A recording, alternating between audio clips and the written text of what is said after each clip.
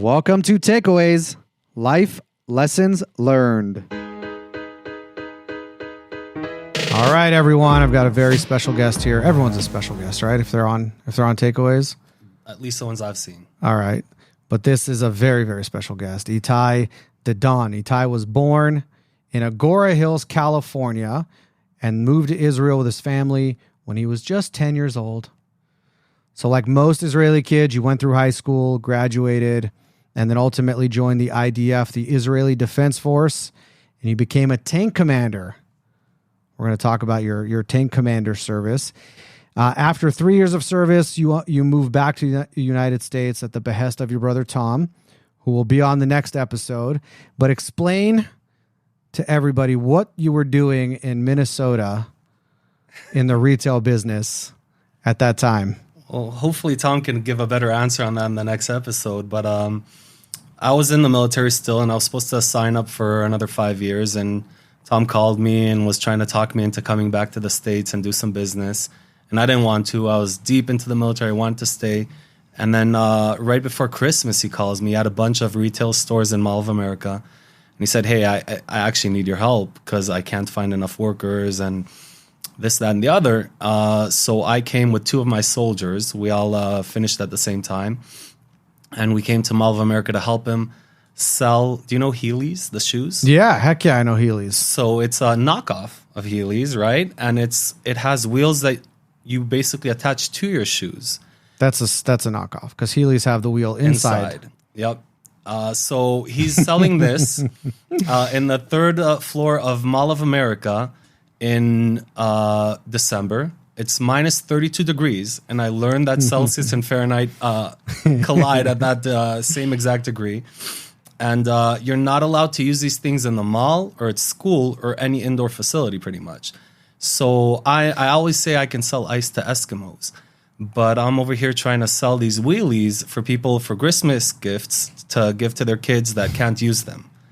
So that was an interesting start. What were they called? Back. I don't remember. No, I'm trying to erase that memory in general. Fair enough. So from there, you moved to Las Vegas. You randomly picked Las Vegas at just the right time at the peak of the global Great Recession. Yeah.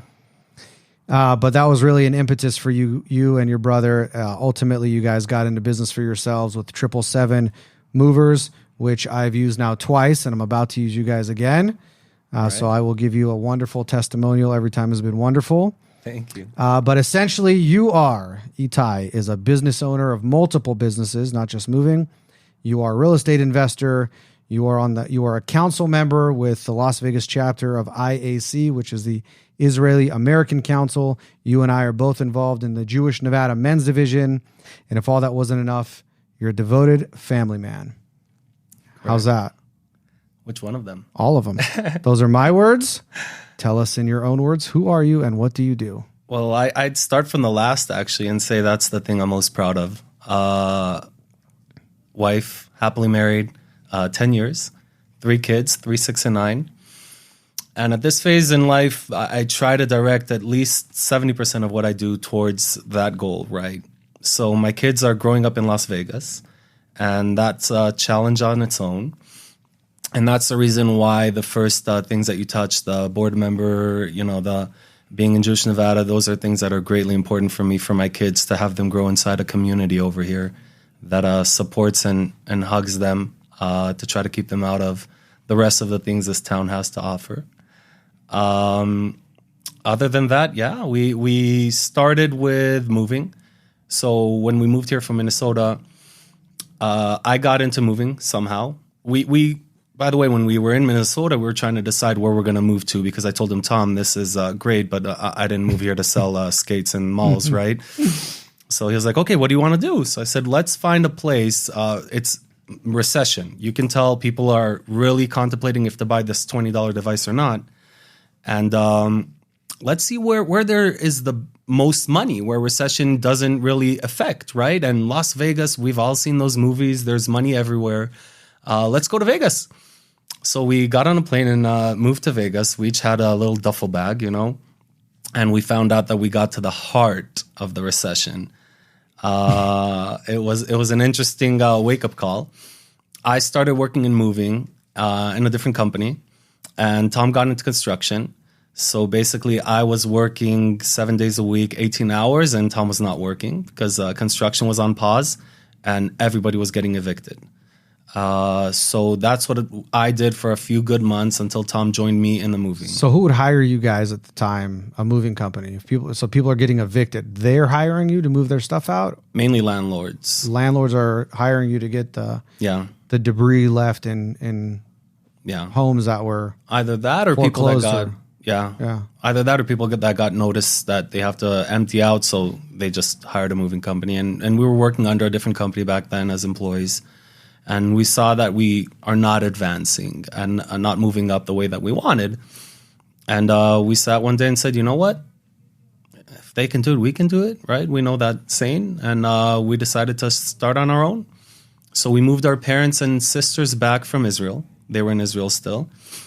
And we started 777 Movers. And it was me, Tom, my mom, dad, and sister running everything. And that's it. From there, it just rolled down the hill, up the hill, I'd say. Slowly, we got more and more employees and grew to the fact that we could separate ourselves from day to day and really work on developing. And everything that we did, we really wanted to save up and really build our future.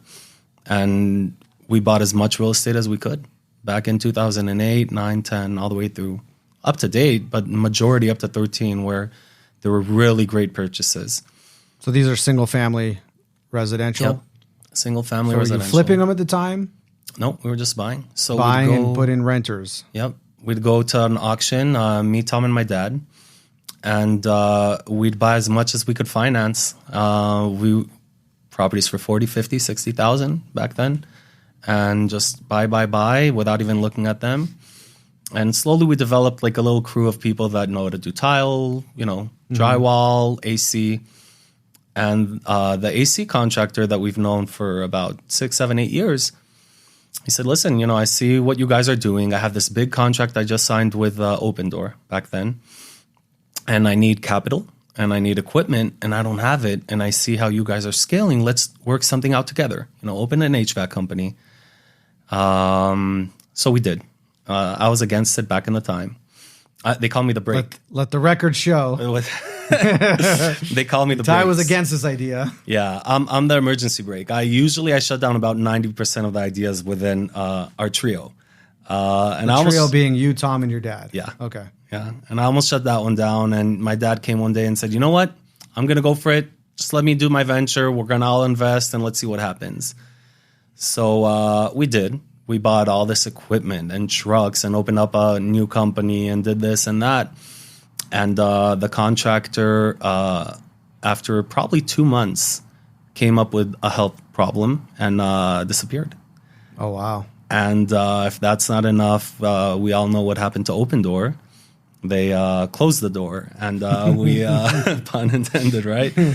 And we got to the point where we don't have this big contract. We don't have anybody to run the business. And we were joking about it before. I barely know how to operate a thermostat, right? So it's a completely different niche. We got into moving knowing the basics because we're employees in the industry and we knew the ins and outs. And in AC, it's a completely different animal. And as business owners, you got to adapt and find out what to do. And we found somebody that is very capable and we brought him in. And after probably 6, 7 months, that didn't work out either. And he left with no notice. And we got to the situation where we had to decide, okay, we're either shutting this down or we're bringing the correct person, because I was trying to order HVAC equipment that we sold and I called the manufacturer and I try to explain to them what I need. And I felt like a joke, right? Because I didn't know anything.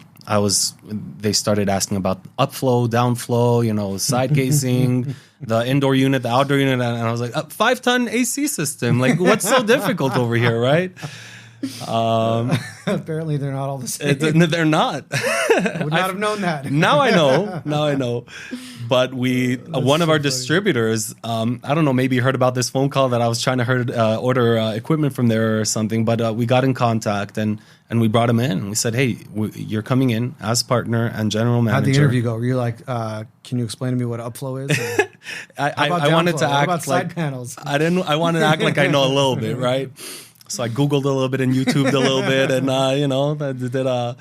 and brought him in and said, hey, he thought he's coming into a meeting where we're ordering equipment. And I said, listen, you're going to leave there and come here. And he looked and started laughing and said, there's no way. I'm so comfortable. Like, I'm good. I have job security. I have everything. And we said, well, whatever you have, we'll give you more no matter what. Because it was really either that or we're just closing this down. And it's been a great success since. It's growing rapidly. We purchased another company and absorbed into it since in HVAC. And I branched out mainly to the HVAC, seeing the potential. And Tom is now mainly running the moving side of it and real estate. And my dad in COVID, we told him, hey, we don't know how dangerous, what's going on. Don't come to the office. And he said, then what am I supposed to do? So we said, you and mom stay home and we'll see. And it was like the pause the spread. How did they call it back then? Yeah, flatten the curve. Flatten the curve. So everybody were closing down for 2 weeks. Mm-hmm. So that lasted for 2 years. And at the end we said, Dad, these 2 years have been great for the business. We've been doing good. We can tell that we can run this without you. So go enjoy life. So he retired, him and my mom. Cool. Yeah. What did they do back in Israel? My dad is a serial entrepreneur. So he moved here in 85 or 84, and he sold Kirby's door to door. And What's Kirby's? The vacuum cleaners. The Kirby vacuum cleaners. So it's a big thing back then to sell them door to door. They knock on your door, and usually this is in the bad areas because all the good ones were taken. So he'd knock on the security screen, right? They'd open the door, and then you spill something on the carpet by mistake, and you get in trouble, and you say, don't worry, I got something to clean it. And then you clean it, and the people fall in love with the product, and that's how he started. And he had good days, bad days. Yeah. And he got to where he's managing the whole southern region as Kirby. And then we decided to move to Israel, to grow up in Israel. The childhood in Israel is very different from here. And my parents really wanted that for us. So we were very lucky to be able to experience that as children. So talk about childhood in Israel and specifically your other siblings. So childhood in Israel is you develop a lot of independence, right? So, we always joke. I used to come back from school, drop my backpack and be outside until the sun's down and drink from the hose outside and all that. So it's still like that in Israel. So it's not necessarily third world country or anything like that, the opposite. But the culture is go play outside, go with your friends.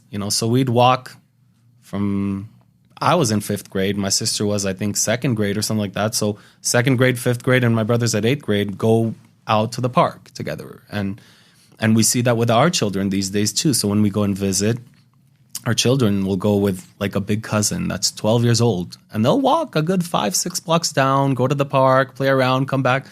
And it's beautiful. Like for kids to see that.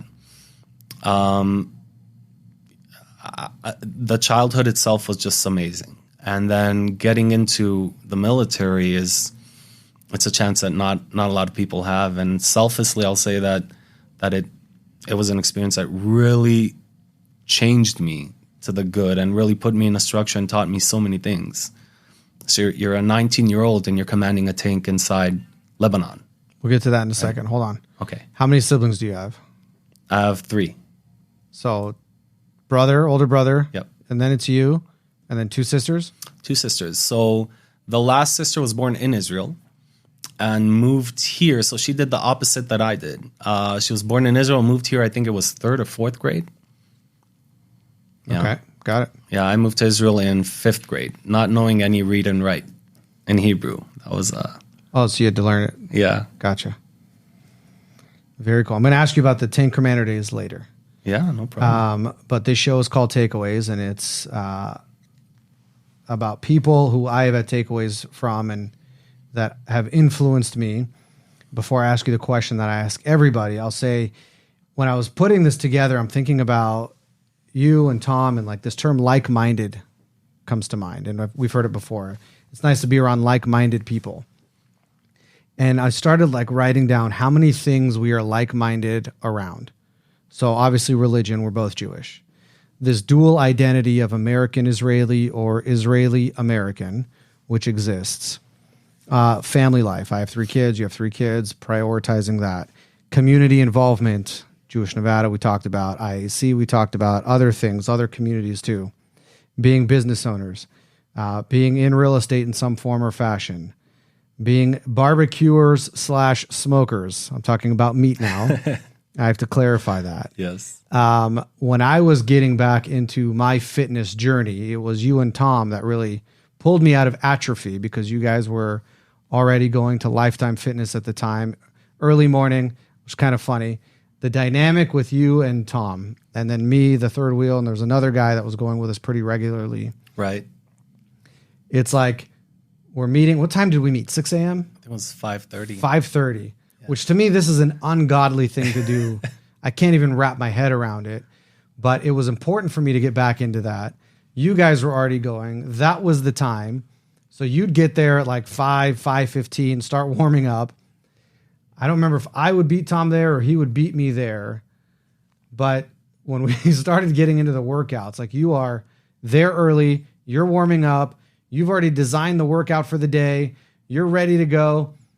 I would say I was probably in the middle as far as motivation level. You were 1, I was 2. Tom just did not want to be there, did not want to do it. It was really funny. But all those things, there's so much over the years that we have built a relationship. It's like, to say we're like-minded is pretty spot on. Mm-hmm. So I thought that was pretty cool. All right. What was the single most influential thing in your life that has defined or shaped you the most? I'd say, so you're not talking takeaway in general. You're looking for one single moment.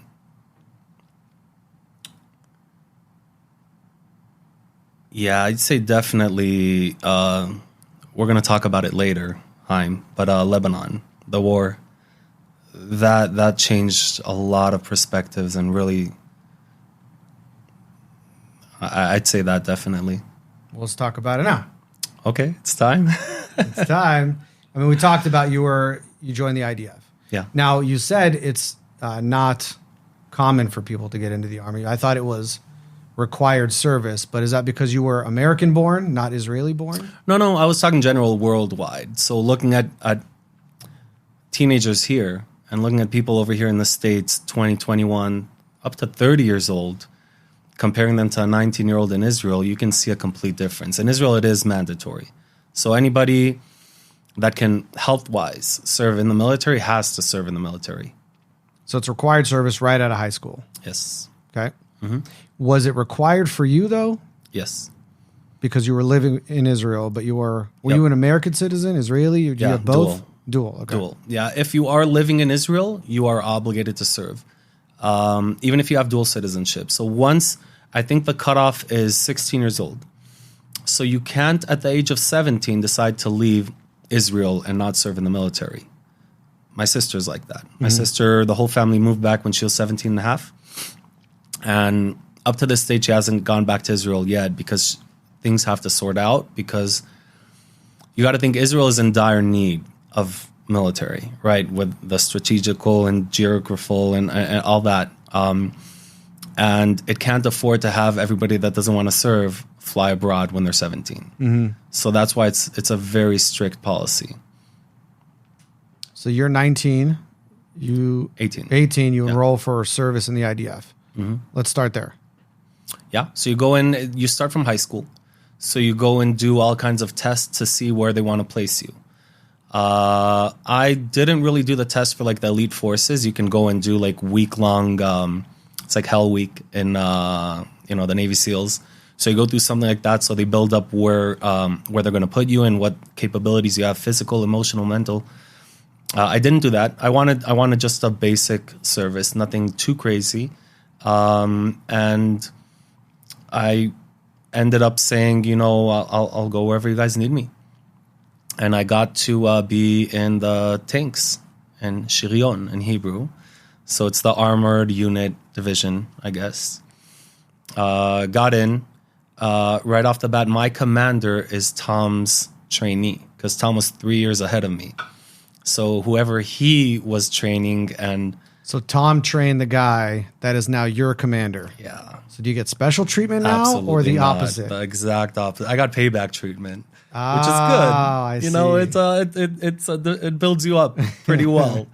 So I joined at 18.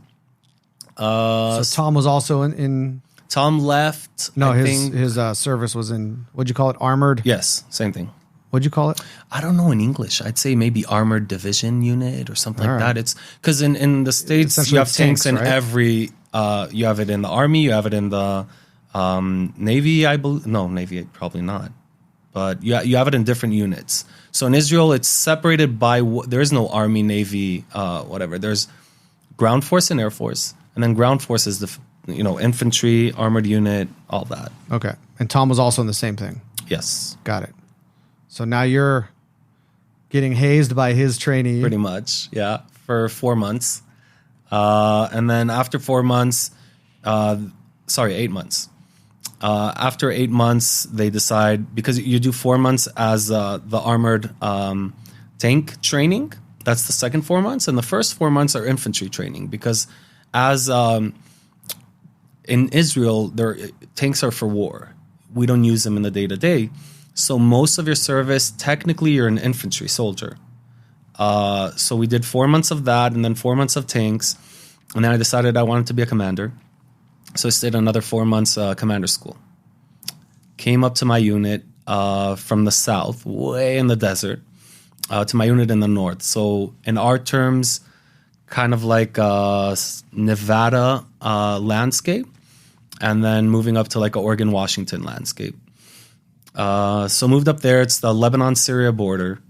And I walk in and my commander introduces himself. And he's like, okay, I want you to be with us for a couple days, get to meet all the soldiers. And because you're brand new out of the mint tank commander, we're going to let you choose your gunner, your loader, and your driver. Because usually they pry. I don't know if pry, but as a brand new tank commander and you have soldiers that it's their second, third year, you have a little bit problems commanding on them normally.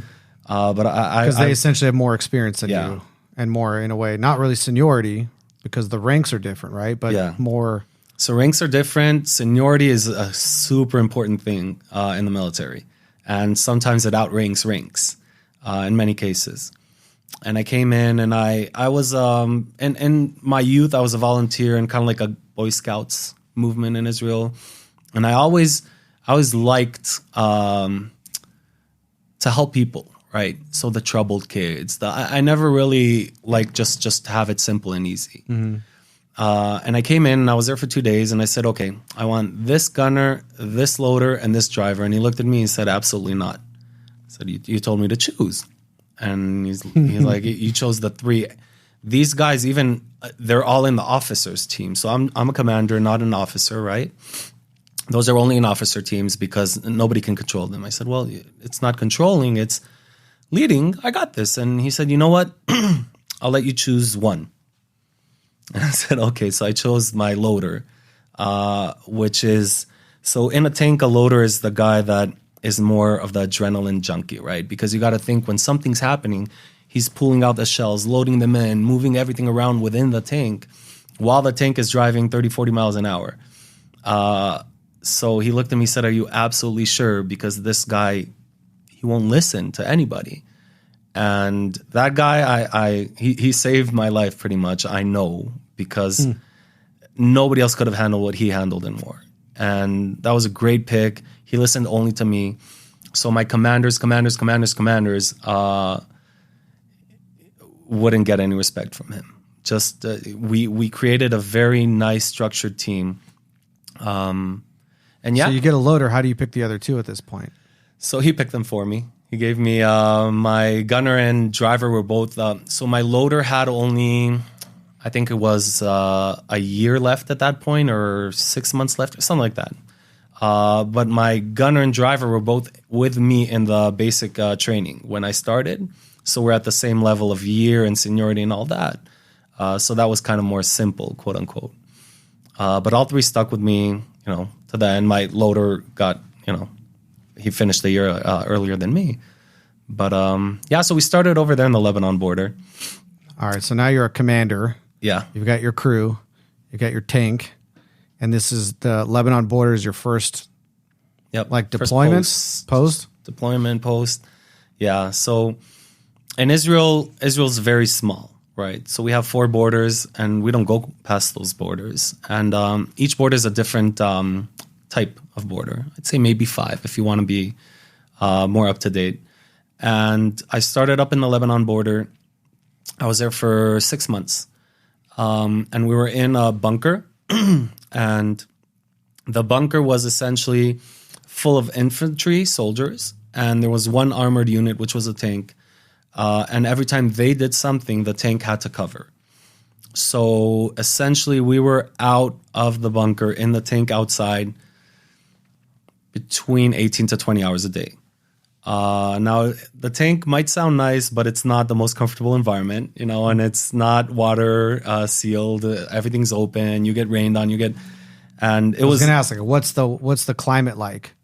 It's like Oregon, Washington, so it's raining almost every day. And it's December. It's freezing. Cold.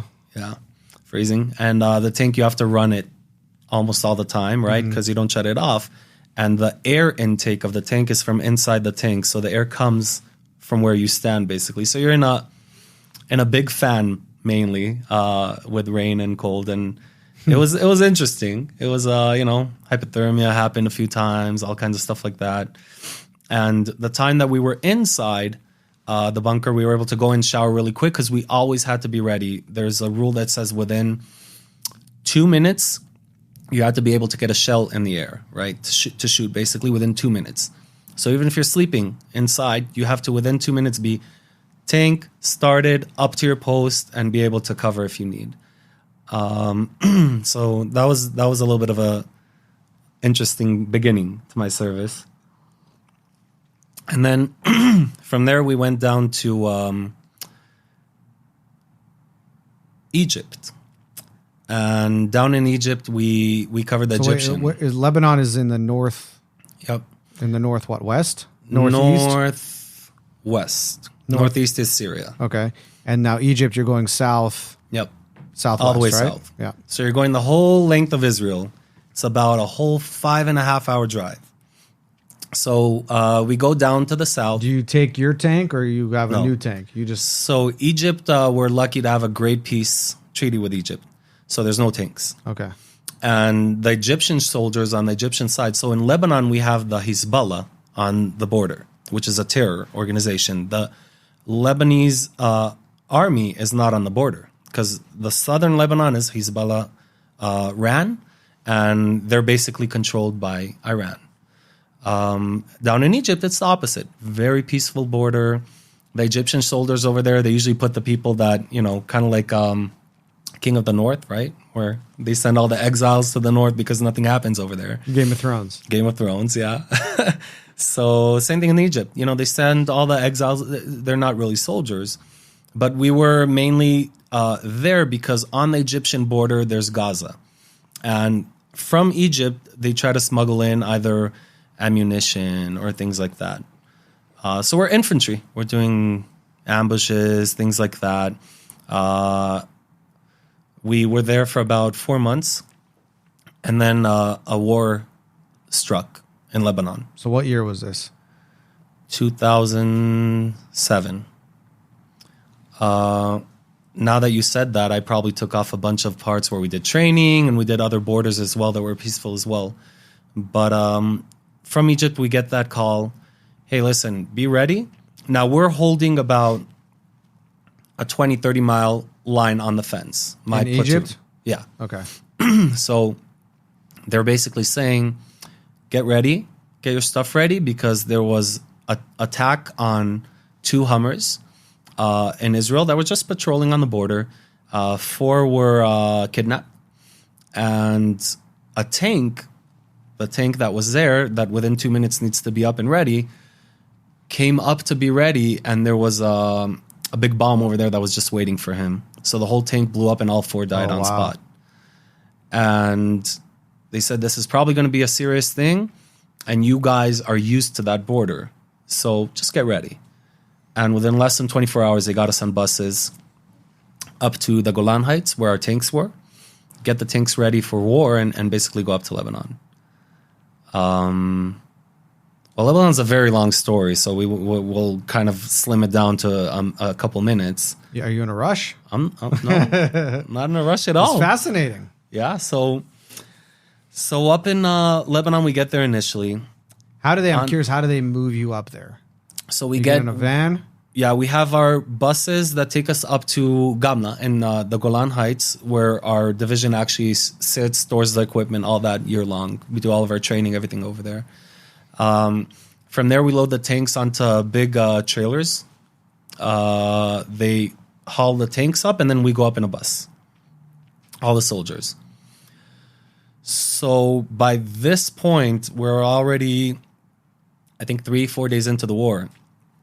The whole northern part of Israel was evicted.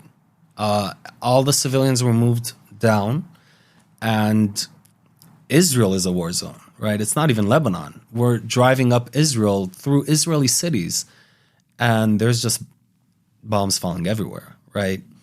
So we're in this bus. Where they're being fired out of Lebanon into Israel. Yeah, so the difference between a military/army to a terror organization is the terror organization doesn't care where these bombs land. They want casualties, right? So they just shoot them without any aim, pretty much. Is this before Iron Dome? This is. So now Israel has this technology called Iron Dome, Iron Dome. Yeah. That is able to shoot rockets out of the sky, essentially. Intercept them. Yeah. Intercept them. But so this is even before that existed. Yeah, that's before.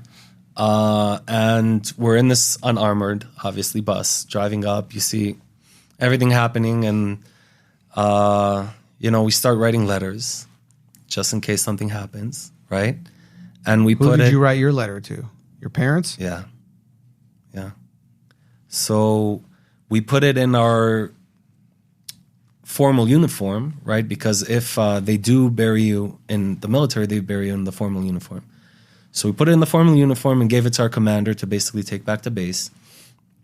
And now we're going up, and we get to the most northern part of Israel. Above, it's called Kiryat Shmona. So above Kiryat Shmona, we get there, they unload the tanks, they unload us, and everything was, I'd call it like a disaster, right? Nobody knew exactly what's happening, because at this point, you're not in war yet. It's not a defined war. There's no goals. There's no objectives. There's no nothing, because at this point, we're more of defense and planning to see what's going on. So we're over there prepared, basically. And they had us briefed for a huge mission to go in and conquer into Lebanon. I'd say about 10 or 15 miles in, up to, it's called the Saluki. So it's like a big canyon over there that would give us not only a way to advance from there in further if needed, but now gives a 15-mile buffer. So 15 miles less in Israel get bombed at, right? Because we cleaned that area from terror and we're pushing them more north. So we got debriefed on that. We have 13 tanks, another few, bulldozers to move rocks or anything if needed, and about 3 more armored vehicles. And we go through this whole debrief, and they say, okay, now wait. And we wait about 2 days. And after 2 days, they come to us, they say, you know what? We're actually going to move you to the other side of the border, all the way on the ocean. So from the northeast portion of it, Hermon, if you know where Hermon is, right? I'd have where to pull up the map. Yeah, so from there, we move all the way to the other side. And they're saying we're actually doing big advances over there, and we need a big armored unit. So are they now inside of Yeah. the Lebanon territory? Yeah. So you got to think the way that I was there for 6 months or whatnot beforehand, they had a platoon over there already, right? Or several platoons that held that line. So that platoon is already in. And now they need us to come in and basically reinforce and refresh and split it out again, right? So they bring up a huge armored brigade with a brand new tanks. We had the Merkava 2. There was 3 and 4. So they brought up the 4, which is a brand new tank. And we know not only unit pride, right? But we've practiced on our tanks so much. These brand new tanks, these guys never practice on them.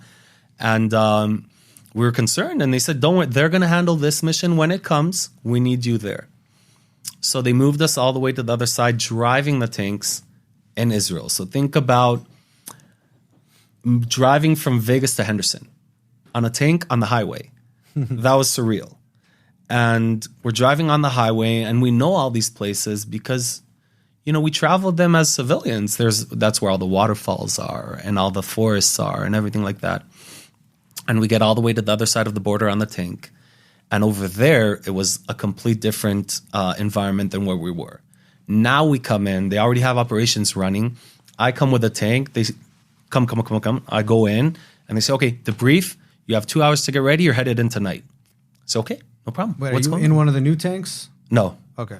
No. So if you want to circle to the new tanks, what ended up happening with them I'd say a week and a half later, they took that mission that we had, and they got ambushed by the Hezbollah, probably 30 rockets. Their commando unit of the Hezbollah.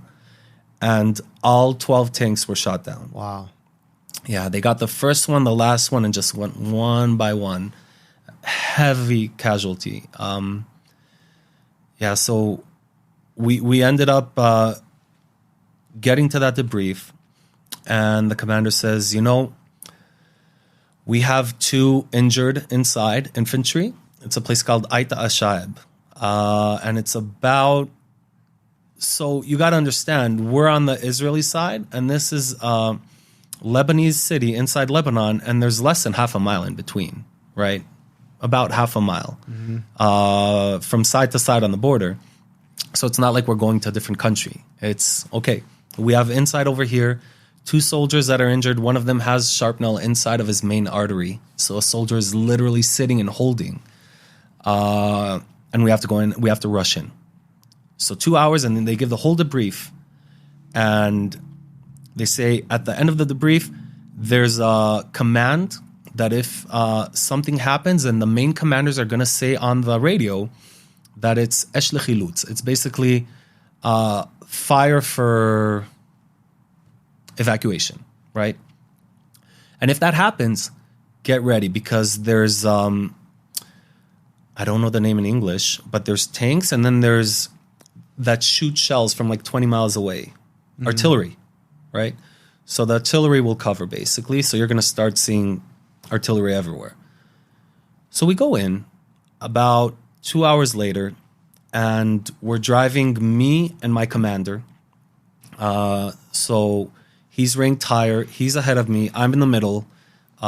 There's another tank that isn't part of our unit with us, and then a bulldozer in front because he has to clear out the way while we're driving, and 2 armored units in the back to take all the injured. We're driving in, and we're basically in the middle of a canyon, because the way that it led, it's kind of like a canyon, and then the city, we approach the city from the bottom of the canyon. The city's up, headed to the top of that mountain, right? So they place us in the middle of the canyon. And doesn't sound safe. It's the worst, absolute worst location there is. I kind of butchered it, by the way.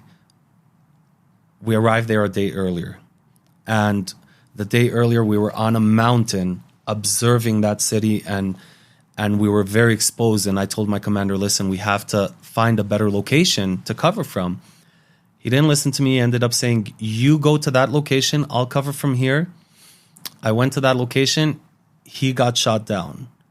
All four were okay. We didn't know that he got shot down because his radio, everything went. Oh, wow. So At least he gave you permission to go. we're in the back of the hill because as tanks, you're not supposed to just stand and observe. You're exposed when you shoot and then you come back. And that's what they taught me in tank school, right? And he's like, you're right, but I feel like I should be here. You're right. You go to the back of the hill over here and be ready, right? So we're in the back of the hill. Him and his whole team are running towards us in the middle of Lebanon. So tank's gone. They're running. They're running towards us. My gunner almost shoots them down. Oh. Because who would have thought you have 4 people running to you with guns, right? Yeah. So sorry, I completely moved past that. So the night after, we're in this canyon and we say, okay, settle in. We're going to wait. An hour later, I go on the radio. I'm like, hey, Commander, what's going on? He's like, hey, I don't know. We're just waiting. So wait another 2 hours. And again, what's going on? We're in a bad spot over here. And he says, I'll check. And he checks and gets back to me and says, yeah, they're still on the way. There's some delay. They got into contact over there. And all of a sudden we notice, because my gunner in this time, he's running through with basically not infrared vision, but heat sensor vision. Mm-hmm. And he's locating around us in the mountains 2 to 4 soldier units settling in. Now, Israel doesn't operate 2 to 4 people usually. And it doesn't look like Israeli forces based on the way that they did it. So there's like multiple little units, either 2 guys or 4. Yep. And so here's what I'm picturing. There's, you say 3 tanks and a bulldozer? Pretty much, yeah. And 3 then to another 5 2, and a couple 2 that are, yeah. So 5, 6 vehicles, armored vehicles in a canyon, totally like exposed. You guys are sitting ducks basically. Yep. And coming, is it from the hill? Like Yep. from above you? Yep. A bunch of different units in 2 and 4. And Yeah. they're kind of set. Where are they settling in? Like behind rocks and shrubs and stuff? So this is about half a mile to a mile out. Mm-hmm. So all you see is little heat spots, right? And he'd be like, it's nighttime though. It's so nighttime. he can see it with the heat Yep. vision, but you guys can't see it with the naked eye. So I have another scope that I can see what he's seeing. And every, 20, 30 minutes, he's like, Dadon, that's my nickname, right? It's like, Dadon, look in the scope. So I look in the scope and I see 2, 3, 4 people. And then you see them kind of like go underground and they disappear. And in the tanks, there's something called azimuth. I don't know how to use that word in English, but it's kind of like the angle from the tank, right? So like when you navigate angles. So you can see exactly which angle it was, right? So I give him a notepad. I say, write down all of these that you're noticing right now, because I don't know what's going on and how long we're going to be here. So presumably they've got like Something they're trenches or something that they can take cover on. But Right. they're getting in position for an attack, essentially. It Yeah. sounds like. Yeah, it's about 4 a.m. at this point. And the thing and why my commander got shot down before and why the big unit got shot down in the ambush is because Israel wasn't at war since 73, the big war, right? There was Lebanon beforehand also that we were in for a long time. But an actual war of conquering, taking over, stuff like that since before the last Lebanon, 73. And we were in Gaza for so long, and Gaza is basically a urban contact kind of combat, right? It's a complete different thing. So in Gaza, worst thing they can do is try to roll a car on your tank from a 5th floor or something like that, and they do it. But they don't really have the abilities that this terror organization has, because Gaza is still kind of within Israel, and the borders are still protected, so they don't get what Lebanon gets from Iran. So nobody was ready or used to this kind of combat. And I was really trying to all the time remember, okay, what did they teach you to do in a scenario like this? So at a certain point, I'm going, on the radio with the main commander. And this is like a top general, right? And I start briefing him. I say, listen, this is happening. You need to understand, we're in a bad spot. This is how we are standing right now. Here's my location. And he's like, yeah, completely get what you're saying, but we have to keep on waiting. They're delayed. We have to keep on waiting. Who's delayed? The people that are coming to us, the soldiers that were injured. Okay. So the extract, basically. So I say, okay, give me approval to open fire because these are not our forces and there's no civilians in this town anymore. This was a town ran by Hezbollah. So any civilian that was in there is out 20 miles north. So I asked for to open fire and I don't get approval. He says, that's a complete negative. You have 90 soldiers on the way to you. And I say, I understand that respectfully, but this isn't 90 soldiers. This is 2 or 3. And they're not our units, are there? And he's like, no, there's no other units in the area. But you have an absolute negative on open fire. So we're basically sitting. And it's about 5:15, 5:20 a.m. And my tank lights up, starts ringing like crazy. So we have... Meaning you're getting shot at. Not shot at, but before you shoot a missile, you measure the distance. So if somebody measures at you, it's an infrared laser, and the tank has receptors that know to recognize that and know a general area to recognize it from, right? So it's kind of like divided to 8, let's say. So one of these 8 areas around you. And the tank starts ringing like crazy. And I get on the radio and I say, listen, this is happening. I need to know what we're doing. And he says, they're super close to you. You're not authorized to open fire unless you recognize and know exactly what you're firing at. And that's only the sun.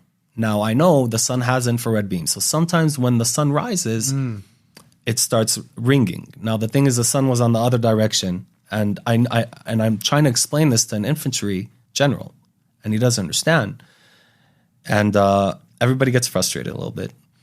And the thing now, is... are the other tank commanders also communicating with this general? So or are you the... I took over a little bit. Okay. So at this point, my commander was an officer.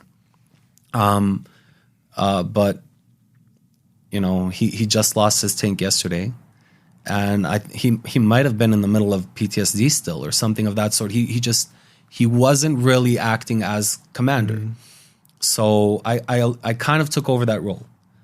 And now we're about 10 seconds after that. I recognize a long line of about 90 soldiers, you know, carrying the wounded, all that. And it's hard to describe it. It's like a Rambo movie. I don't know how to describe it. So right in the middle between me and them, you just see gunshots hitting the ground and going like that right in between us. So parallel, right in between the whole length. Now, the thing is, when you shoot a machine gun, you start low, you go up, and then it's called T. Then you go right and left. And that's exactly what they were doing. So they shot, they passed the middle, and started coming back to where they start hammering right and left. At that point, I took control because once you get into contact and combat, you don't need any more approvals. You're not contacting people back in base. So I start yelling commands. Hold on. So you guys are in the canyon. You see the 90 soldiers that you're waiting for to extract them approaching. And as they're approaching, these 2 to 4 unit soldiers from Hezbollah now are firing on them? Yeah. Okay. So they measure distance to me. That's for missiles. And they started with machine gun. Now,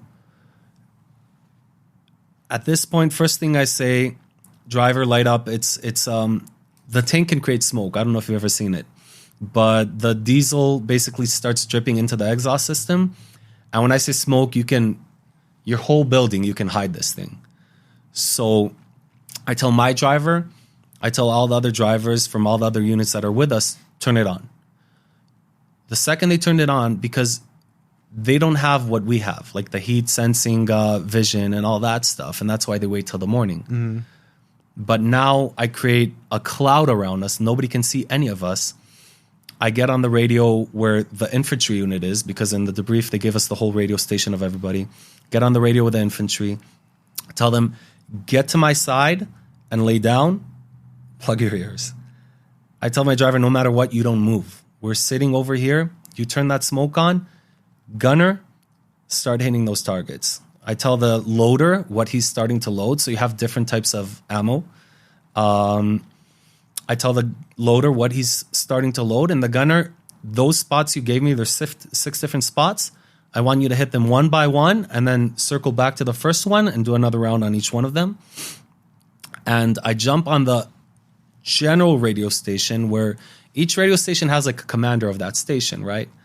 So in my station, my commander is the commander, right? And then the other station is where the general is the commander. And then there's a big station where this is now the whole region. And I jump on that station and I give the artillery the command to start shooting. And I tell them, shoot smoke and shoot another type of explosive that basically, not napalm, but something of that sort, to burn down the areas around us, to create this whole diversion so we can move out of there. And again, we're about half a mile out. So we do all this. And I get back with the infantry on the radio, and I say, I'm going to start driving this direction. You guys stay on this side, because all the attacks before you start driving, is your tank now firing on all those 6 at this point? Yeah, the 6 I'm trying to think about so the sequence was, you created the smoke around everything. Your gunner starts firing on the targets. Are the other tanks also firing on them? What are they doing? You have no idea. I don't remember. Because you're so focused on your tank and what you guys are doing? I honestly, I don't even know. That's a great question to ask my soldiers next time I meet them. I don't even remember. He wasn't talking on the radio at all. I think, sometimes shock hits and you don't know, like, you just you freeze. Like a deer in the headlight. I don't know if it was that. He was still affected from what happened the day before. I'm not sure. I don't remember. What's the bulldozer guy doing? Is he getting out of there? So bulldozers, they don't have weapons. Right. But I'm his protection. So he doesn't want to go anywhere further than where I'm at. Okay, he can't move until you move. Yeah. So he does turn around towards where the fire comes from and lifts his front shovel, basically. So if something happens, it hits that. Now, all of this is about 2 minutes.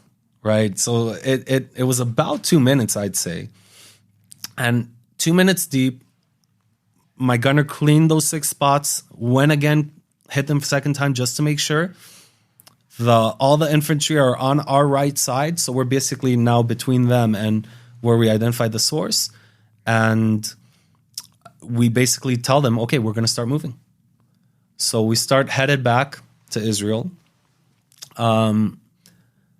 The whole way we leave our smoke on in the tank just to make sure. Get to Isreal. No casualties. Nobody got injured. When you say the infantry, are these the 90? Yeah. Okay. So the wounded they had got into the armored vehicles. They opened the back and then kind of like a field ambulance, I'd say. And then whoever could walk was just walking aside of us all the way to Isreal. We got back to the bunker. And that's pretty much it. My tank, I burnt my engine because you're not supposed to activate the smoke for more than, I think it's 60 seconds or a minute and a half or something like that. And mine was running for about 10. So I was supposed to go to, I don't know if it's court-martialed or something like that, because anything you do that damages anything, you're supposed to go up like in front of a judge, right? So I was supposed to do that, and then they ended up saying, you don't really need to. You did what you need to do. But yeah, from there, we kept on going in and out of Lebanon for another 2.5 weeks, advancing more north until there was a ceasefire. So that was your first combat experience? So before that, in Lebanon, when I was the previous time, there was, they got to the conclusion that the tank is outside, the bunker's inside in the middle of the night. And if they can keep that tank without the people in the tank, they can do other stuff, right? So there's about 12 bunkers on the northern border, and each one of them has these units.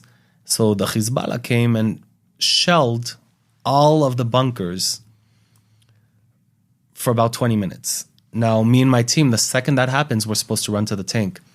I come open the door, I get grabbed from the back and pulled back from the commander of the bunker. He's like, are you out of your mind? And outside, it's just raining, right? Raining bullets. Yeah, raining Because you shells. said it was cold earlier and raining. Yeah, it's raining too, This probably is- at that point. But that they bunkered us in for 20 minutes and attempted a kidnapping in a whole nother region. So they were trying to throw everybody off guard. So after that, we were able to get in our tank, get up, shoot the locations we were supposed to shoot of the Hezbollah that were emptied out by that time. But a real combat experience. That was the first? Definitely, yeah. And then so you're there for how much longer in Lebanon? So we're there till August 14, my birthday. We left birthday. out on my birthday. That was a happy birthday, yeah. We're in about 2.5 weeks after that. And then there was a ceasefire while we're in there. So ceasefire's announced, all the civilians moved back to town, and we're in the middle of the town. And it was an interesting situation because before, you see a guy, it's a bad guy. Now you're inside Lebanon and you can't open fire unless you are definitely being shot at, right?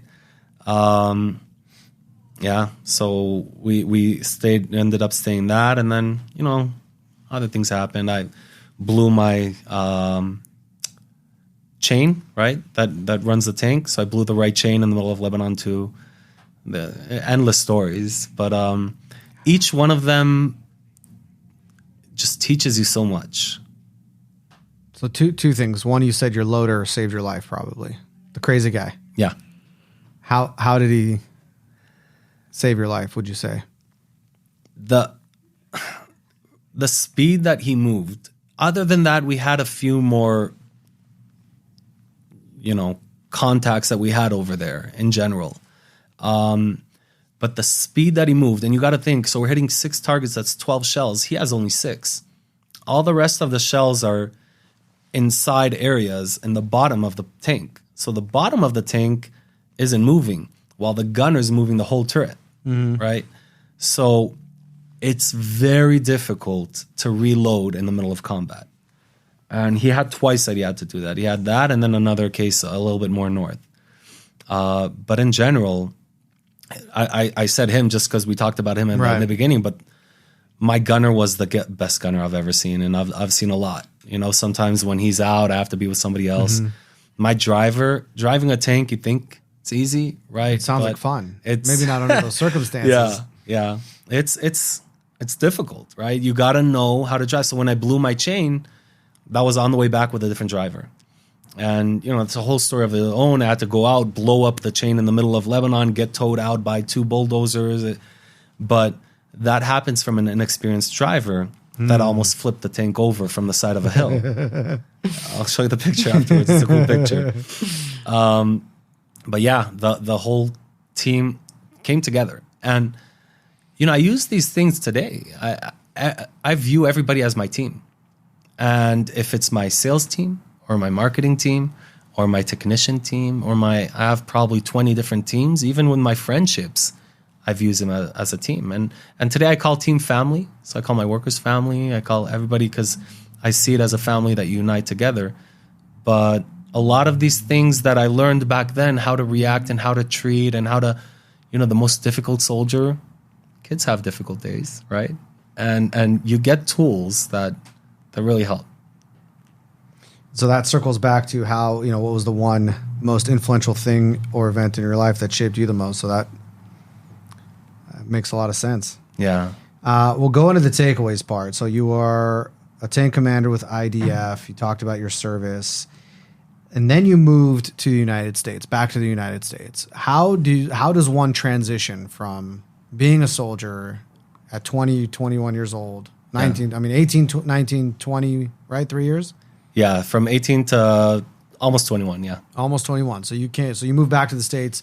You go from that to now you can't even buy a beer legally. Talk about some of the transitions back from being a soldier to civilian life in another country. It definitely humbles you, because at the end of the service, I became like a staff sergeant for the last 4 months. So I was the top of the I don't know, battalion, platoon, I don't know the terms, but 60 You're the soldiers. man, basically. Yeah. 60, you said 60 soldiers? Yeah. So I'm in charge of all the logistics. Whoever needs something comes to me. All of that, right? Yeah. I'm not the officer in charge, because there's an officer in charge, but I'm in charge of all of the feeding, getting them everything they need. You're running that. a company, basically. Yeah. I was getting ammo, getting whatever's needed, right? Yeah. You're not getting it. You're not like going to the warehouse to grab it, but you're in charge of like, okay, we need this here. And you're giving orders to people. Yeah. And they're listening to you. Yeah. And you're like 20 years old, basically. 20 years old. And I come to the United States. And first I'm selling in this little kiosk in Mall of America in front of, what's that store called? Rainbow? Or something like that? Which I don't one? know. It's a store in Minnesota. But, it humbles you. And in the military, it's not like it becomes a career. But at the beginning, for 3 years, you make about $150 a month, right? So it wasn't necessarily the money, because I was making about $2 a day in Minnesota. But it wasn't necessarily the money, but it was to, level down to earth, readjust. I always say go back to the basics, and I use that term a lot. So you're a kid, right? You're 18. Yeah. You go into the IDF, and now you're an adult. I mean, you are matured very quickly. Yeah. Now it's almost like a reset back to fundamentals. Yeah. I don't know if mental reset to a kid or something like that, because I still have that mentality. But yeah, when I moved to Vegas, I was... Which one, the 18-year-old mentality? I'm hoping, yeah, maybe. But I moved back to Vegas, and, I'm a mover.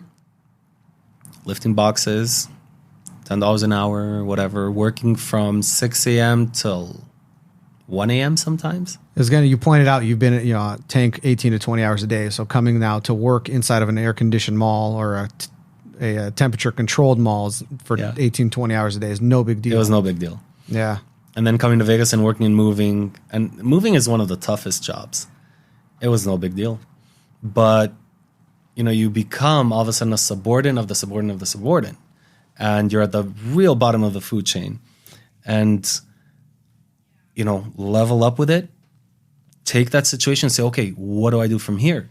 And when I recognized that I couldn't move back up, that's when I said, okay, it's time to really try something on my own. But it was moving here. All of a sudden, I was in a tank.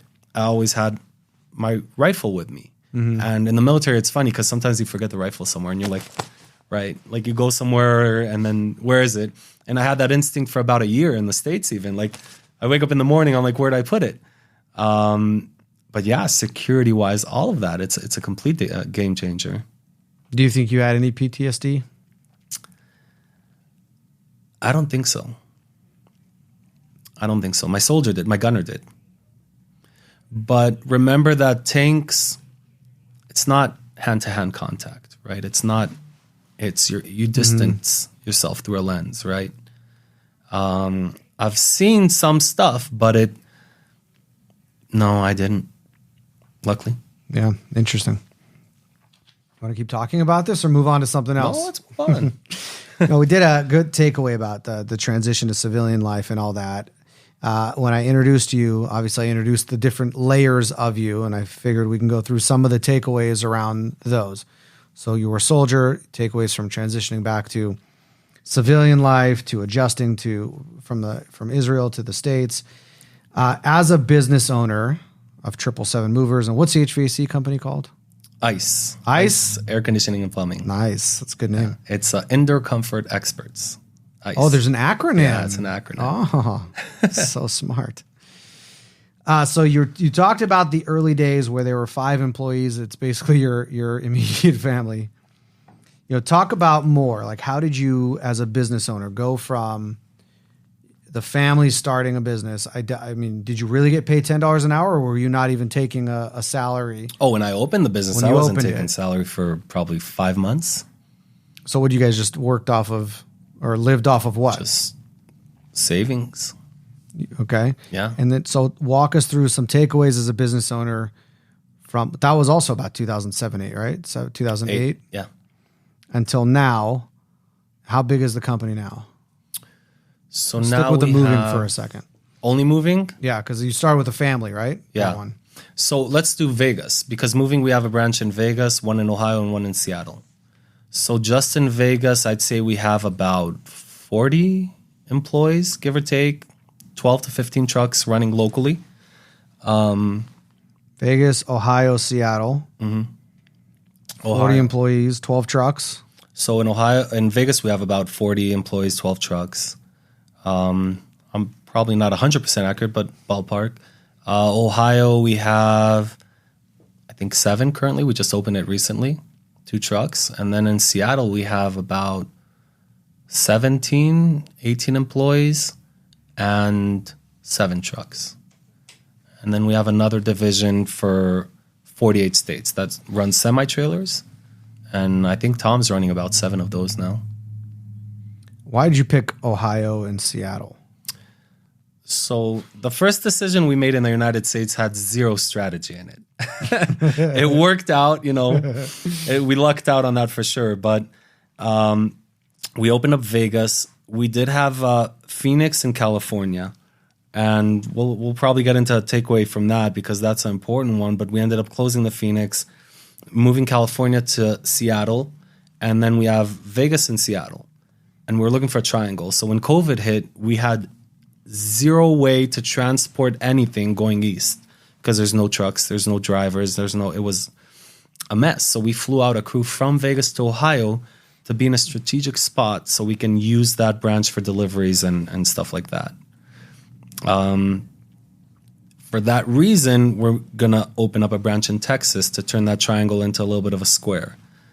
And it worked. It worked out well in Ohio, so we're hoping to use that. Sounds like there was some strategy there. Yeah, and that one there was strategy. Got it. Yeah. So Phoenix, California was no strategy. That's what you were saying?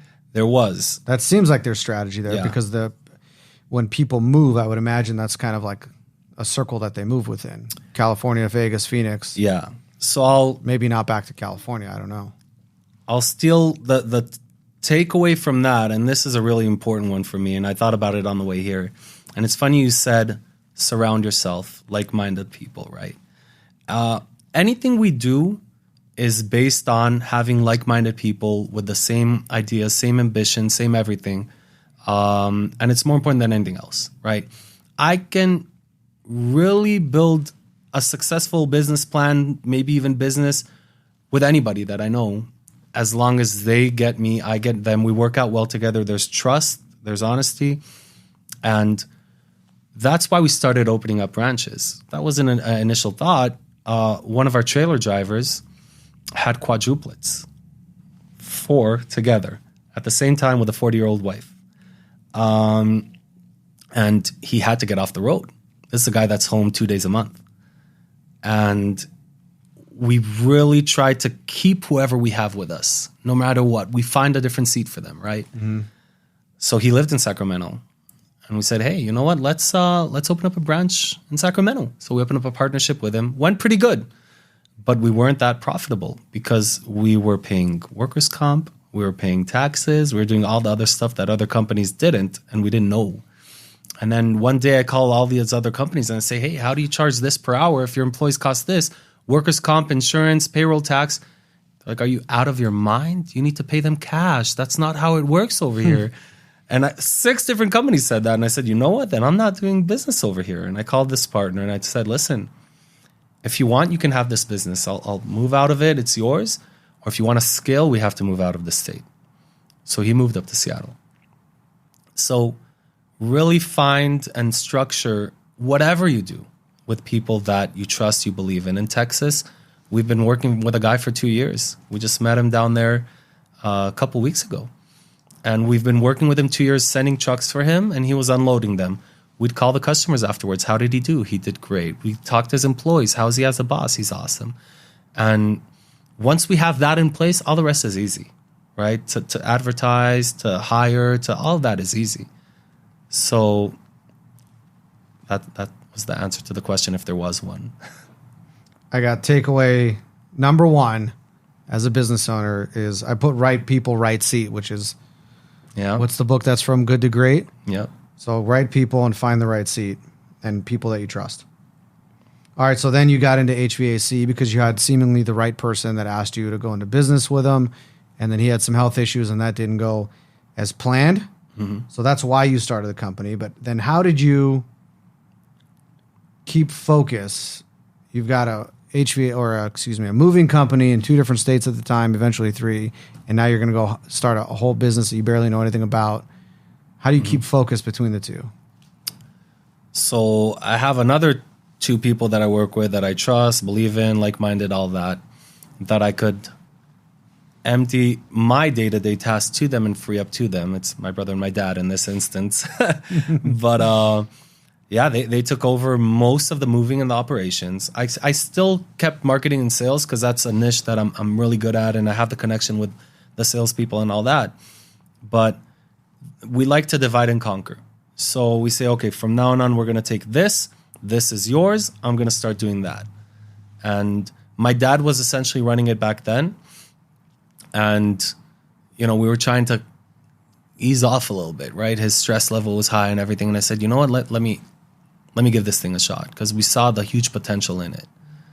And then I moved into basically running and managing the HVAC. Now I have 2 partners. We have 2 more partners that we brought in, one from the company that we bought into and one that was our distributor, that are amazing, that know the ins and outs, the structures, the operations, everything like that. So it's much more smooth sail right now. So what's a takeaway you can share from your HVAC company? Take risks and don't give up too easily, because we're almost there. But there are, risks have to be taken. And, we take them day to day anyways, and everything that we do, there's all kinds of risks and we manage them. But that was a big jump, and I was against it at the beginning. You went from being the emergency brake to the accelerator. Yeah. Yeah. That's funny. All right, so you are a big community member. Talk about IAC and what your role is there. IAC is the Israeli American Council. Correct. So when I moved here at the beginning, I missed a lot of things from Israel, certain holidays, certain activities, certain things that are, it's cultural, right? That just, I couldn't find them here back then. And I found this IAC that opened up years and years later. And I saw it and I heard the vision and I said, you know what? That looks cool. And then there were certain things that happened that got me a little bit more and more and more involved. 1 October. In 1 October, we're a bunch of people now. And the thing with, like, we call it the Israeli mindset, it's like, something happened, what do? Go. You don't think, you don't calculate, you don't adjust, you just go. So I own a moving company. I took one of my trucks. I called 30 people that I know from the IC. And I said, hey, I'm going to bring a truck. I'm dropping down this and that amount of money as a donation to this cause. Are you guys in? Yes, we'll match it. We went to Costco and we filled up the truck front to back with water, drinks, snacks, dry foods, things like that. And started driving throughout all of the blood donation centers, giving people cold water, doing all kinds of stuff that nobody had, right? Because they were overwhelmed. There were lines wrapping around buildings. That's just an example of so many things that aren't necessarily even in the IC core activities, but brought me into it. And then now looking at the IC, I really see something that first of all is crucial, because a lot of people don't even see it on their day-to-day or don't know how to distinguish it, but anti-Semitism these days is off the charts. I think it's growing 50% year to year at this point. And we've never had it in Vegas. UNLV has always been a neutral university without any issues like that.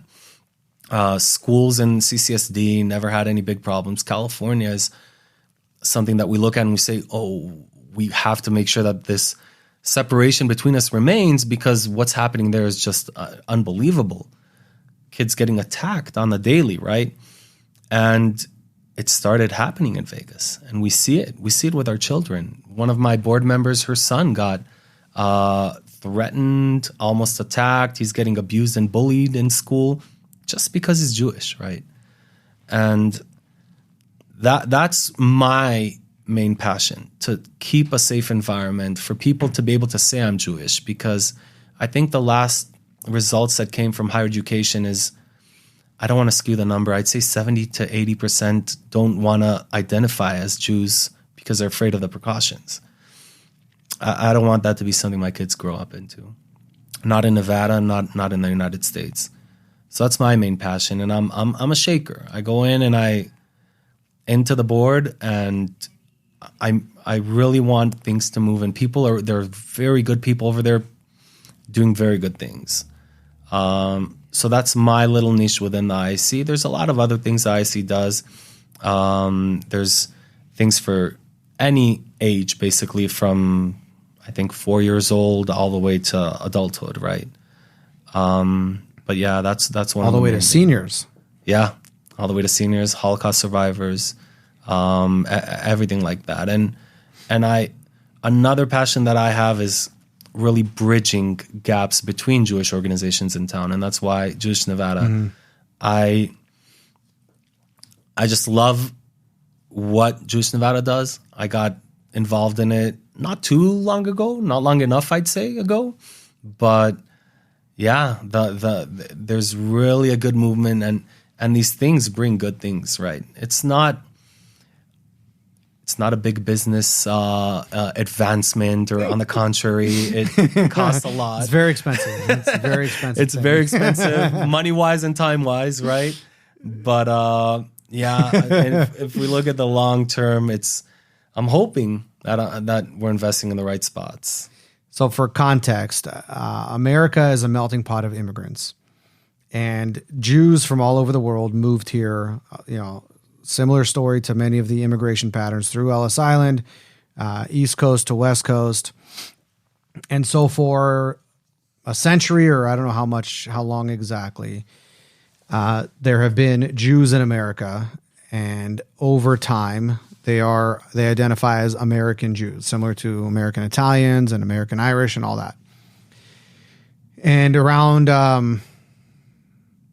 don't know if it was like between World Wars I and II, I don't know the exact time frames, but there was a time in America where Jews were not permitted into country clubs and other things like that, which is crazy to think about now. But back then, I imagine Italians stuck with Italians and Irish with Irish and so on, mm-hmm. Jews with Jews, and you can't come here, you can't come there. So for all that time, there are I call them institutional organizations within America that cater to American Jews. And the one we're talking about is the Jewish Federation. Mm-hmm. There's also the JCC, which is a Jewish Community Center. That's what it stands for. Jewish community centers were created in America because Jews could not go to country clubs. They were not permitted membership, so they started their own Jewish community centers. The Jewish Federation is a fundraising organization that raises money and then allocates and distributes it within a community. Not just, for example, the Jewish Federation of Las Vegas raises money. Not 100% of the money stays here. There's other places where it goes to, like when the war broke out in Ukraine, if you're in Las Vegas and you want to do something, you can donate to the Federation, and they make sure that funds get over there and applied. Right. But that's the Jewish Federation. They support other organizations. So when I grew up in Las Vegas, I was a part of the B'nai B'rith Youth Organization, which is a Jewish high school youth group, which on the IAC side today, it's in between Tzofim, which is the Israeli Scouts, and Eitanim, which is a high school entrepreneurial program. There was no IAC when I grew up in Las Vegas. If there was, I would have likely gravitated toward that, being a first-generation Israeli American. Yeah. All this stuff to me is pretty fascinating because it gets into like identity and who you service, and then where and how these organizations have a place. And now that they're both here, it's kind of like the now what. So I'm giving context to what you were talking about. But I came up in the federation system. That's what I call it. All the programs that were available to me as a Jewish American or an Israeli American Jew or whatever you want to call it were sponsored by the federation. So that's my footing and my anchor. You came here as an Israeli American, would you say? Or Well, how would you say, how do you identify? I identify as a hybrid. As a hybrid. We talked about that, Yeah. I think, once. I identify as a hybrid. You know, I call myself a day walker. Do you know the right? reference? Yeah. So With, Wesley Snipes is the character. What's his name now? He's a vampire. yeah. What was his name? Blade. Yeah. Blade from the comic books. Blade. Blade is a day walker because he's a vampire that can also walk around in the sunlight where other vampires cannot. So you're a hybrid day walker. Yeah, I see myself as a hybrid. I was here, well, I've been here more than in Israel in general, right? But I grew up 10 years here, almost 11 years in Israel, and then back here. So that's what makes it easy to me to connect to both ends as well. But coming directly from Israel, I was looking for that, you know, that little extra touch in that arena, right? Yeah. Little Israeliness. Yeah, a little Israeliness, a little chutzpah. Yeah. Chutzpah. In Yiddish, chutzpah. In Hebrew, chutzpah. Yeah. Which it's pretty fascinating. We're all Jews. That's our connection. However, it is a melting pot. Mm-hmm. Not all Jews are from the same place and have the same traditions and whatnot. Right. But that's our connection. And American Jews, there is a culture to it. Israeli American Jews or Israeli Jews, it's a different culture. Right. So IAC was created really to address the needs of this community, growing community in America that identify that have an Israeli identity of some sort on whatever spectrum, because the Jews that are second, third, fourth generation now in America, they don't have any of that. And so Right. there is a need for this organization, and there's a need for the establishment or the institutions. And here in our community, I think we're fortunate. I don't know how it is in others, but there is a phenomenal working relationship between the two. There is. And even the Tzofim, it's not really part of IAC, right? The Tzofim is a Right. movement of its own. Right. But everything together combines and really forms a good... So that's the same as BBYO. B'nai B'rith Youth Organization is not part of the federation. It's a movement on its own. However, they do receive support in the form of funds mostly, but other things as well. Yeah. So a lot of similarities on both sides. Yeah. 100%. It started with that, and then it just developed from there. We call it the Israeli DNA, right? Like, see and move. Don't hold off too much. And like the anti-BDS law that was moved in Nevada, and then another, I think, 33 states. All kinds of things that really try to slow down and hopefully be able to stop and reverse what's going on right now with the hate towards Jews, towards Israelis, towards Israel. Pick your topic and you can see what's going on over there. This is a fascinating one for me. If a kid in public school in Clark County today calls another kid the N-word, what would happen? Yeah. There would the principal gets called in, the counselor gets called in, the parents get called in. It's addressed immediately. Right. If a kid in Clark County gets called a kike or something like that, an anti-Semitic trope, what happens? Not much. Yeah. Which is that to me, that dynamic is fascinating. You said the acronym BDS. It stands for Boycott, Divestment, and Sanction, which is a whole movement in and of itself, globally, not just here, not just nationally. Right. Specifically targeting, it's really Israel. Yep. Anything Israel related, Israeli companies, products, products, services, professors, and that's how you talked about how it expresses itself on the college campus. Mm-hmm. And Nevada passed an anti-BDS legislation recently. Correct. And what that does is it calls it what it is, and therefore, I don't know if forbids is the right word, but a institution like UNLV cannot support anything like that. Right. It's not allowed. Whereas in other cities and other states, it is allowed because there is not a legislation defining it and calling it what it is. Right. So it's the government is obligated to not invest, right? So it's basically a reverse BDS into companies that do any BDS decisions, right? Because you as a business, there's lawsuits on their own up to the Supreme Court over here if you are allowed to service somebody from the LGBT community or refuse service or things like that. But a business can say, I don't want to buy this specific product.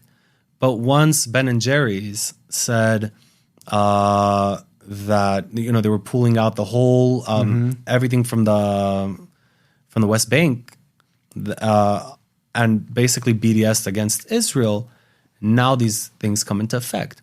Ben and Jerry's, owned by, and then you get to Unilever, and Unilever is a publicly traded company that gets funds from government funds, right? Hundreds of millions. And when all of a sudden Texas, Florida, Carolina, Nevada, all of these places said, listen, Unilever, we're pulling out all of our investments from you because you are doing this BDS movement nonsense.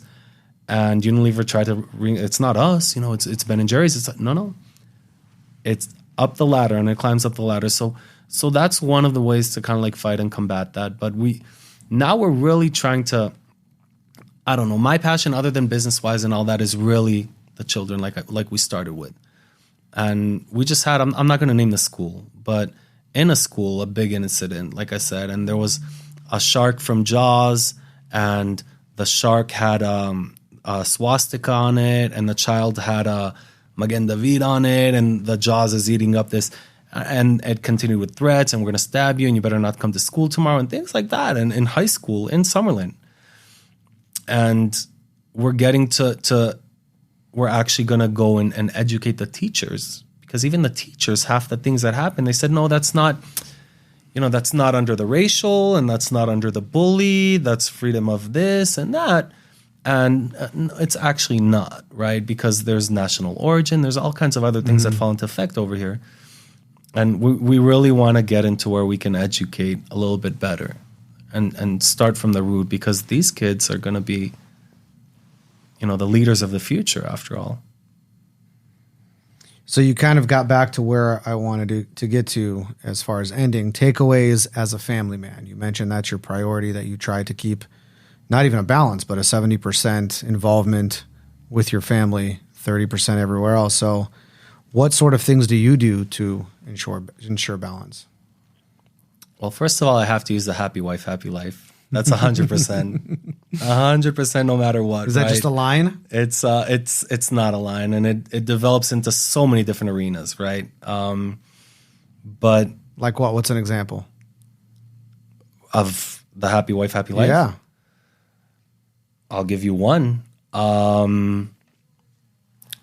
Having a child, first child, right? Now wife decides, you know, I wanna have time with this child. I want to stay home and be with this child. And now I'm a little bit more stable, but back then we were still, you know, in the startup kind of thing of our business. And you know, I said, let's do this. I'll support it. How long do you need? However long you need, right? And it was until the point where she said, you know what? I feel that it would be much healthier at this point for me to leave, actually, and miss the child throughout the day so I can. And then at that point, she went back to school and to work and got the child into daycare. But, you know, we could have sat and said, you know, it doesn't make sense financially. You have to get back to work, ABC. But that caused not only happy wife, happy marriage, you know, but also a connection between her and the kids. And we continue to do that with the future kids as well. That's just amazing and important. Okay. So start from there. And then down to the children. I don't know. Honestly, I didn't really prepare with this question, but I can say that I have three. Girl, boy, girl. And we say surround yourself by like-minded people. But while children at that age develop their character, nobody is alike. So I would say really to find and really observe each one to his own, right? And treat them and such. And that doesn't mean love one more than the other or give one more care than the other or anything like that. But each one is an individual developing character. And at this age, I always say school and all that, it's important. But character, manners, things like that are for me, the most absolute crucial thing at this phase. So really treat them, each one, fairly and observe and see which direction you should go and how you should handle situations. So what else on this headline of balance would you share? So I used to work 6 days a week. I started probably 15 to 18 hours a day, right? And slim down, and then ended up taking Saturday off too. And we talk about it day to day, right? There's a balanced work life. There's a balanced family, friends. There's a million balances that you have to juggle all together, right? But I really try to put, on one hand, family top priority. On the other hand, be able to have the business run and not really have issues with me not being there 18-hour days, right? Or not even being there 12 or 8 or 6-hour days sometimes. And also make sure to sometimes go out. It's important. What do you mean by go out? Go out. Bring a babysitter. Take your wife out. Go out with friends on a Jewish men's event evening in the Raiders Stadium, right? Things like that. It's very important. I see, there are people that don't. And you can tell, in COVID, I think I don't remember who told me this, but it was the highest domestic violence of all times. And then I have a friend that's a divorce attorney saying that it was the highest divorce rates at all time. And then, so all of these things happen. You're like, because they were just locked in. And my wife is my best friend, right? I really enjoy every moment with her. And I know not everybody does. So it's not run away. But it's, sometimes give it a little space. And when I say sometimes, I think somebody told me once that the sweet spot is once every 2 months, right? That's that's a good sweet spot. All right. I've got one last question before I ask you. Is there anything else you want to talk about? No, I think I talked a lot. That's the idea. Yeah, that is. That you come in here and talk a lot. Did we get it? Are we over the time? No, the cool thing, there's no time. There's no time. There's no time. Yeah. Actually, before I ask you this last question, let's talk about, and I'll talk more about this with Tom. So my wife bought me a smoker, Father's Day 2019. Mm-hmm. A Weber Smoky Mountain charcoal cylinder smoker. And I'm now starting to research how to use this thing. You might have told me, talk to Tom. He'll help you out. And so I call him and he's helping me out. He's giving me tips. Like, you don't just need the smoker. You got to buy all these accessories. You need this kind of thermometer. You need this kind of this. And so he's like helping me. And my dumb ass, not knowing what I'm getting myself into, I wanted to make a brisket on a certain weekend, but I have to practice first. So I decided Wednesday would be a good day to start. I think it was 7 o'clock at night. Yeah. I'm like, I'll start it and see how it goes. And I remember that. I started overnight on a Wednesday. I didn't realize it was a 12-hour thing, and you don't just set it and leave. You have to take care of the fire, take care of the, spritz it every so often. And you need to look at the smoker and drink a beer also. That's important phases of the smoking process. Very important. Yes. Yeah. So I get into this thing. I can't remember if it was the first smoker, if it was the one I did on the weekend, but literally, I felt bad how much I was bothering Tom. Yeah. Hey, what about this? And what about that? And you also, so you told me, you're like, call him as much as you need to. Yeah. And so I started on this journey. I started barbecuing a few years before. Remember, I didn't really watch TV as a single dude. And then I get married and my wife, Danielle, was really into the cooking channels and the cooking shows. And so I found Bobby Flay had the show Addicted to Barbecue. Mm-hmm. So that was one I could watch and tolerate and get into. It was actually very educational. He had this quote. Have you ever seen it? I don't think so. You know who Bobby Flay is? I know he is. So he's got this backyard set with like 3 different grills, and different episodes he's using the different grills. So one thing you learn is that the propane grill that you buy at Home Depot is not the only kind of grill that's out there. Yeah. And then every show he would make something like, this is how you make a skirt steak, and today we're going to do fillets with lobster. So you really start getting into it. He's teaching you, you know, how heat works, and you leave it there and don't like you're go in the backyard and watch my dad barbecue. He's flipping it every 2 minutes. Yep. That was once upon a time. Yeah, right? It's pushing it down. You don't, Squeezing the juice out. You don't push it down. But actually, I think Israelis like their meat very well done, no? Yeah, dry. Yeah, so it's a whole different technique, let's say. But I got into that, and now I'm getting into smoking, and now back to I didn't mention this on our like-minded. Oh, I did. Barbecuing and smoking. And so I meet your brother, and he talks me through it, and come to find out, at the time you had, I think, an electric smoker. Didn't you? I did. Shameful. You blocked that out also. You blocked that memory out? Yeah, it took me time to remember. Yeah, I did. I just got into it at that phase too. Not way ahead of you. Yeah. Yeah. You were more of like the chemist. Yeah, I was trying to cheat. Technique was like, didn't you sous vide? I sous vide it, and I, broiled it, and I did this, and I infused smoke here, and all kinds of. I was trying, because I didn't want to wake up at 2 a.m. to put a brisket in, but you can't compare. No, what's funny is like what you will wake up for. Wake up at 5 a.m. to go to the gym. You are out of your fucking mind. Yeah. Set 2 alarms to wake up at 2 a.m. to get the brisket that I just spent an hour trimming, like not long before that. Yeah. Trimming and seasoning, to light a fire, to get it on there.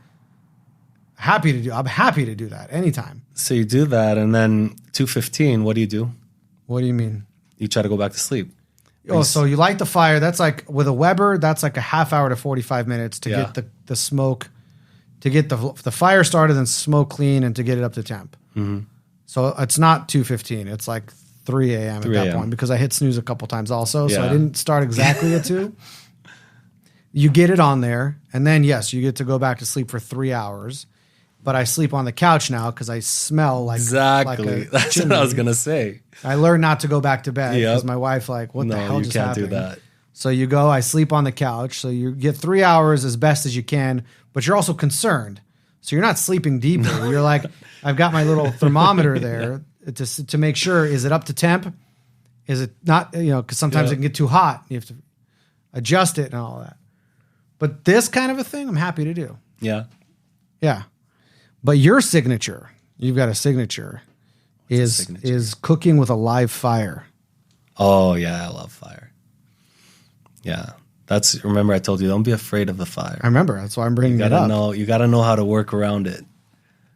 Yeah. I remember we had something to do. It was still kind of COVID-y times.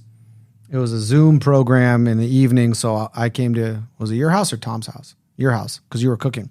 Oh, yeah? Yeah. It was me, you, and Tom in the backyard. Yeah. Because that was okay, right? You can like rush through the house and go sit outside in the backyard. Yeah. And you were finishing, did you do a reverse sear steaks? You made like 5 different steaks. Yeah, I think it was maybe it was smoke. 3. You smoked them for like 90 minutes. Seared or something like that. And then you finished them on a live fire. Yeah. How'd you come up with that? It wasn't Bobby Flay. It just happened. You talked about the Israelis squashing and, my dad loves just pouring water on the fire all the time too, right? What does that do? To not have the fire. But we used to have a water bottle. Yeah, a water bottle. I still use it. Flare up to get the flare up down. Yeah, I'll still use it. So it depends like at what phase of the cooking it is. Like if you're doing steak right on, you can't have it on fire the whole time, right? So I level it, I raise it, lower it, I choke it. It's like you said, it's a science. It's art. And it's some people look at me like, are you cooking again? Are you not? No, I will do this every day. It's fun. It really is. And then having it at the end and the surprise is it's going to come out good. Yeah. Right. I just put $80 every time, right? And 16 hours of work into this. And then all of the people are around the island and you slice it and you can know. You don't even need to see. The second that you know. But, after a few painful ones, I think it's easier now and more predictable. Aaron Franklin says, in order to make really good barbecue, you have to make a lot of bad barbecue. A lot of bad barbecue. Remember the second brisket I ever made? I spent the entire Sunday outside. I didn't help Danielle with anything because I'm like, yeah, I'm babying this thing because I didn't know like you can actually walk away. I didn't know that. No, you're not allowed to. You're not allowed to walk away. Don't have Natalie hear that. You know, she was MFing me the whole day. Like, like I literally helped with nothing that day. And then so she sits down with her slice of brisket and she puts it in her mouth. She's like, "Oh my God!" And I was like, "What was that?" She's like, "Oh my God!" It was a successful brisket. Yeah. So that was pretty cool. The payoff was there. All right, sir. I usually like put a little more emphasis on this, but I'm going to leave it general for you because I think you could take it and come up with something good. Okay. What advice would you give anyone listening to this episode?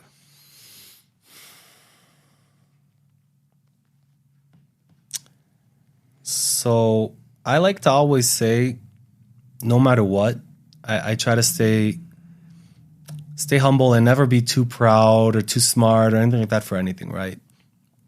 I both surround myself with people to strive to learn from always. And also there's companies much smaller than me, people not even with companies that have advice. I'll always listen, right? And I'll take it seriously and judge myself based on their comments to see if I'm really where I should be. So I'd really say just stay humble and never be too proud to hear. I listen to the podcast. Each one I go out with a takeaway of my own. You do structure it and organize it and find the little tidbits that are very good. I saw you while we were over here live. But other than that, I hear stuff between the lines also. And every time I'll hear something else and I'll be like, you know what? That's a really good one. So just listen, right? Listen and learn daily.